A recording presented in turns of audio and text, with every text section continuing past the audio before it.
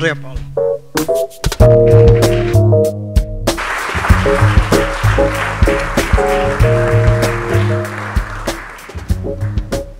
Okay, thank you for the invitation. It's a pleasure for me to be here. And what I want to give you is an idea about open source, and especially open source in healthcare. That is a difficult environment for software, for open source, of course. And I want even to show you my story and how I create the company and how the company grew up in the last 3 years, and so on. Let's start. So go back in 2004. We were a very powerful group, the Bioengineering and ICT group at the University of Trieste. A lot of people, a lot of young people, very skilled, and with a lot of ideas and with a lot of, feeling, and with a lot of ideas. I'm sorry. And but what we were doing at the Bioengineering and ICT group, radiology software. So how to manage and store radiological images. And when we talk about radiological images and system around radiology, you should hear the name PACS system. PACS means Picture Archiving and Communication System. And in the Bioengineering and ICT group, we were working on data and picture archiving and communication system. So it's a wider concept about PACS system, not only images, but even data. And okay, the solution we developed and the solution available at that time were very powerful and good solution, but they were, of course, ready for the market. But there was a big issue for entering in the market. And we wanted to enter in the market because the software were, in our opinion, very good for the market. And which was the big issue? Probably you know some of that names of companies. The market for radiology is full of big vendors. And for a small company, it's very difficult, sometimes impossible, to enter in this kind of market. So we started to think about an idea for proposing the software, a new way of proposing the software in the healthcare. So we thought a lot about the possible solution. And at the end, we found out that the key for enter in this market is the open approach. And this is a new way of considering, of thinking those kind of solutions. But probably some of you hear about open source, open in general, but not about open approach. What open approach is? The open approach is open source, of course. So the code of the software is available to the customers. So it's very important, this kind of approach, because the hospital, the customer in general, could have the control of the code. It's like when you have a machine and you can have access to the engine of the machine. So if something goes wrong, if something fails, you can try to solve the problem. You can try to fix the problem. But the other 2 points, very important 2 points, within the open approach are open standards. This means communicating with open protocols, exchange data through open protocols. And here, I pointed out 3 protocols. XML, of course. DICOM. DICOM is the most is the standard with the capital D for the radiology, for exchanging images and information across different systems. And HL7, that means Health Level 7. That is the standard for the exchange administrative data inside the hospital. And those standards are open, so you can connect the system to other systems that use the same standard and exchange data. But there is another point, that is interoperability. Sometimes when I have to explain what interoperability is, I used to speak about a soccer team. Consider you have 11 players playing soccer. They are very good in soccer. And you put them in the field, in the soccer ground, but they cannot play good because, okay, there is no rules. There are no right position. There is no tactic for them. You need a coach. You need additional rule for win the game. And this is interoperability. Interoperability are additional rules for how to use standards for communication. And one of the most important and wide used interoperability initiative is IHE, Integrating the Healthcare Enterprise. So there are a list of rules, a list of technical framework that show you how to use standard in order to communicate. And if you combine open standards and interoperability, means that you can reach the plug and play. So you can connect different systems, a server that manages images, a viewer that visualizes images, and so on. You can plug them, for instance, from different vendors, so completely different system, and you can exchange data, and you can start work.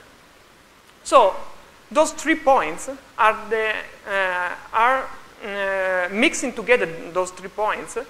You have the open approach. So this was the idea. Let's change the approach. It's not the typical approach, the closed approach, the black box approach, in which you have the input, you know the output, but you don't know anything about what's inside the black box.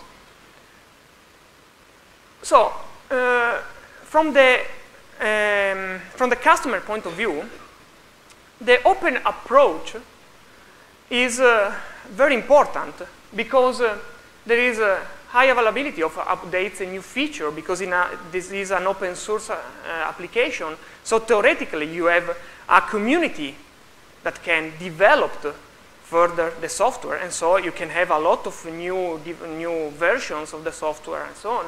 There is an integration because there is an open source and the interoperability, so you can integrate the software. And when you integrate the software, you can even to choose the best system for each purpose.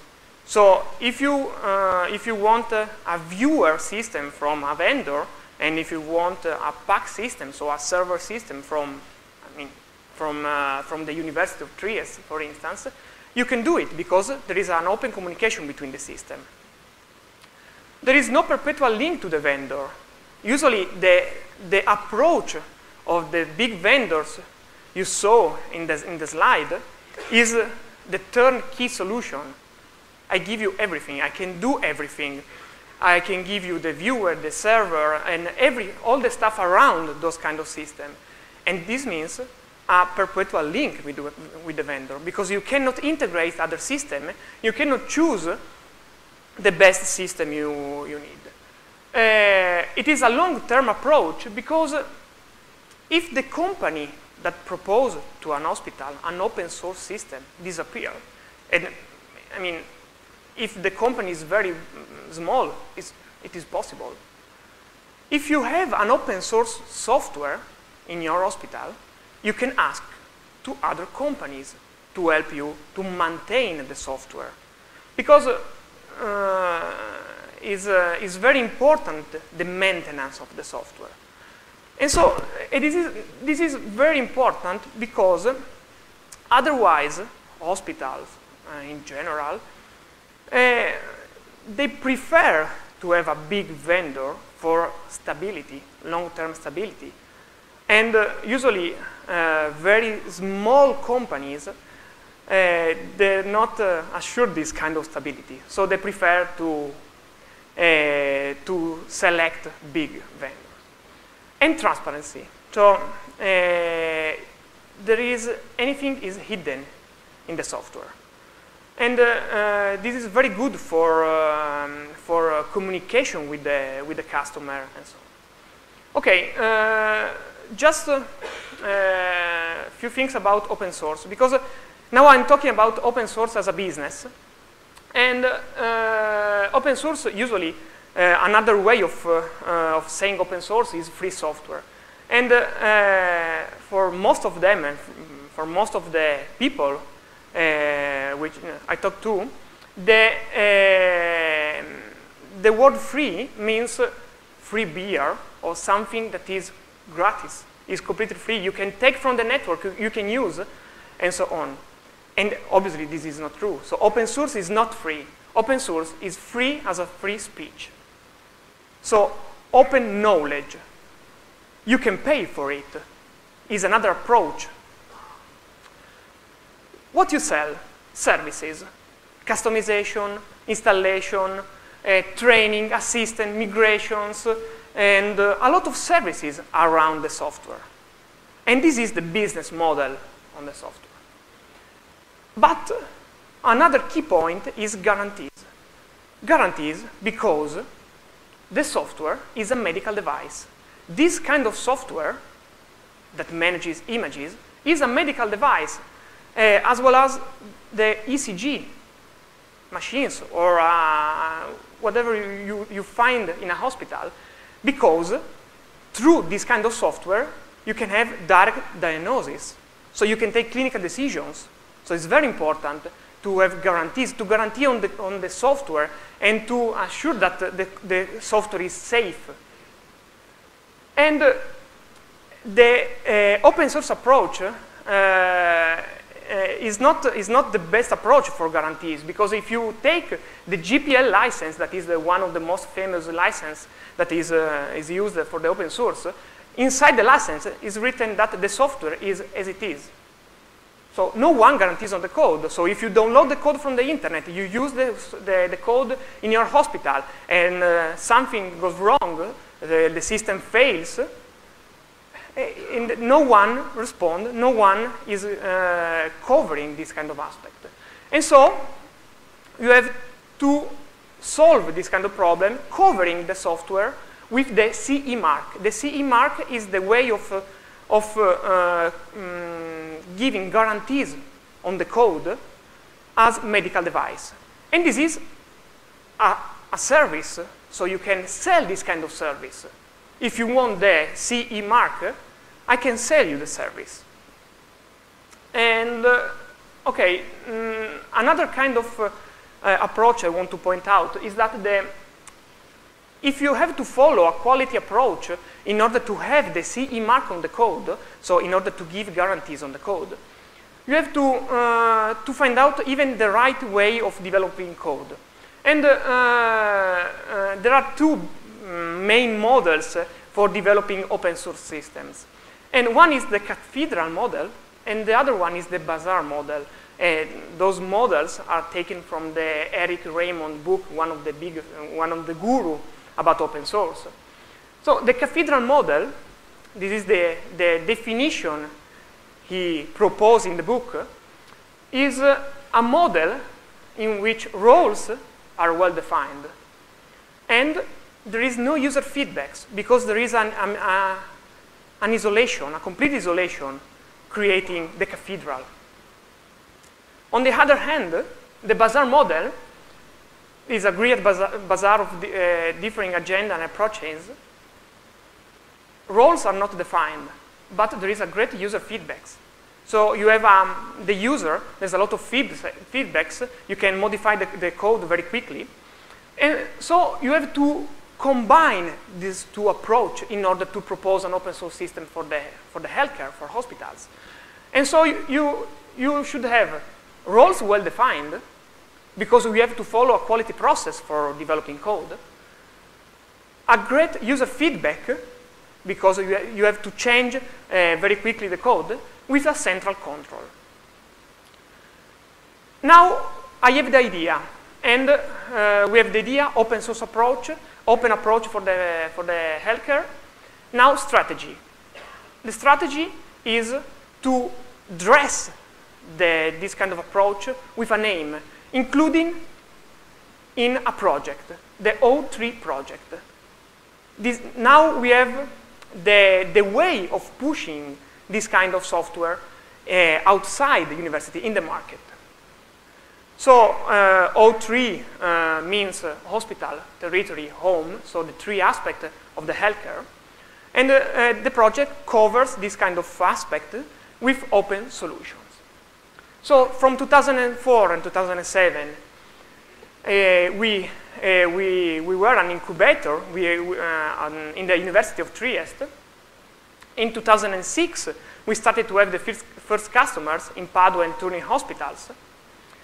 And the problem we had in this period was the high turnover of the people, because inside the people you cannot have researcher people for a long time, because there is no guarantee for long term. And an academic approach means the system usually is not ready for the market, and you have to modify because the approach is completely different, and some university limits about management. So the solution is spin-off. The business model was to do research, the community's control, sales inside the hospital, inside the consortium, and the development of new solutions and services on the spin-off company. The name is O3 Enterprise. And in 2007, finally, we created this company. We won the startup competition in University of Trieste, but year of changement, because, okay, we created a company, but we lost the head of the project, Professor Nkingolo. So we totally, we lose the university part. And so the O3 Enterprise was completely alone in the market. So we have to move R&D, research and development, and communities control and sales from the university side to the market side, O3 Enterprise side, so the spin-off side. So we modify the strategy. We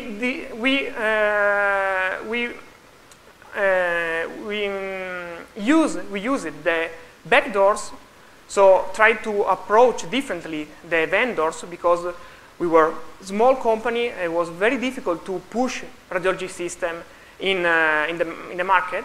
Partners to take care of sales, that is one of the most important things if you want to go in the market, and find the right group.